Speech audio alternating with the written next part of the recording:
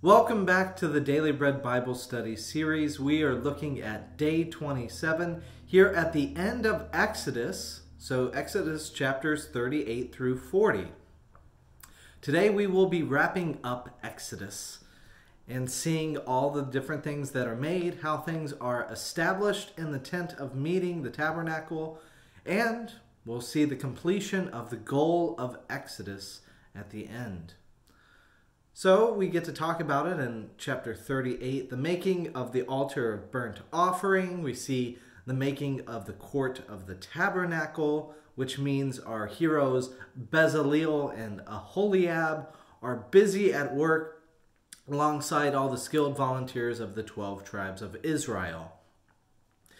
In Exodus 38:24, it says, "All the gold that was used for the work in all the construction of the sanctuary, the gold from the offering, was 29 talents and 730 shekels, measured by the sanctuary shekel. And the silver from those in the congregation who were counted were 100 talents and 1,775 shekels, measured by the sanctuary shekel." So what do those measurements mean? Well, besides meaning that there was a lot of gold and silver flowing, shekels are about 3,000 shekels to 1 talent, which, it is pretty safe to say because it's at least more than 1,775 shekels, because they would have just called that a talent if it was enough. You don't denote a smaller unit, if you have enough for a bigger one. You don't say, I've got, 100 cents. You say, I got $1. They just kind of would make it easier. But anyways, this talent is a measurement in this section. Christians may be familiar with the talent because in Matthew 25, Jesus talks about the parable of the talents and uses it as this precious resource that we could be called to use to put for the purposes of ministry. So it kind of is fitting here as well. These talents are used for the purposes of ministry. Now a talent weighs, I'm not sure, because they don't officially convert the weight into shekels for us. It's not actually something that they care about talking about in the Bible because people just knew. Some scholars speculate it's about 66 pounds, while others, might think it's less. It makes sense that it would be kind of less than that. Maybe 6 pounds, a tenth of it, or even less than that. The only thing that I find really helpful to figure out the weight of a talent is actually something else that it is equivalent to. We see in 1 Chronicles 20, verse 2, David took the crown of Milcom from his head. He found that it weighed a talent of gold, and in it was a precious stone, and it was placed on David's head. So if he has this crown that weighs a talent, do you think a talent would be like 66 pounds? I mean, that seems like the crown would be way too heavy. Maybe even a 6-pound crown would be a little too heavy. I mean, normally, even the crown of England is probably not even that heavy, maybe half that weight. So it doesn't make sense to have be burdened by a 66-pound crown. I would say that whatever you would consider the weight of a crown would probably be the basis to discuss what a shekel weighs. That using the biblical evidence that we have together. So whatever you think the weight of a crown is, that is likely how much 3,000 shekels were. Moving on to chapter 39, Aholiab worked on the vestments of the priesthood. And then in Exodus 39:1, we see of the blue, purple, and crimson yarns that made finely worked vestments for ministering in the holy place.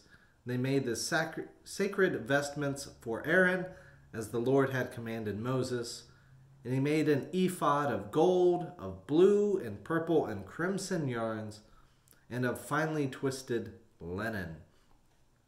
So we get into the vestments a little bit more detail, the ways in which the 12 stones will be arranged. And in verse 14, we see the 12 stones with the names corresponding to the names of the sons of Israel. They were like signets, each engraved with its name for the 12 tribes. So you've got the 4x3 where you have the names of the 12 tribes. So it says in Exodus 39:10, they set it in 4 rows of stones, a row of carnelian, rows of chrysolite and emerald, second row of turquoise, sapphire, and moonstone, third row of jacinth, agate, and amethyst, fourth row of beryl, onyx, and jasper, and they were enclosed in settings of gold filigree. So all of this is very ornate, and don't forget on the top of them you got Urim and Thummim, the ways to divine what God is working on, and it gives the high priest the ability to divine what God is wanting them to do. In Exodus 39:42, it says, the Israelites had done all of the work just as the Lord had commanded Moses. When Moses saw that they had done all the work just as the Lord had commanded, he blessed them. And so in Exodus 40, the details are completed about how things are set up. In verse 16, Moses did everything just as the Lord commanded him. And in the first month in the second year, on the first day of the month, the tabernacle was set up. So the first month of the second year on the first day, the beginning of the year, 1 year after they have been able to be freed from the hands of Pharaoh in Egypt, they are able to worship on the first day of the year. So Exodus closes with that important story being wrapped up, that the people are finally free from Pharaoh to worship the Lord their God. Exodus, the book closes, and here are the ending chapters. In Exodus 40:33, so Moses finished the work. Then the cloud covered the tent of meeting, and the glory of the Lord filled the tabernacle.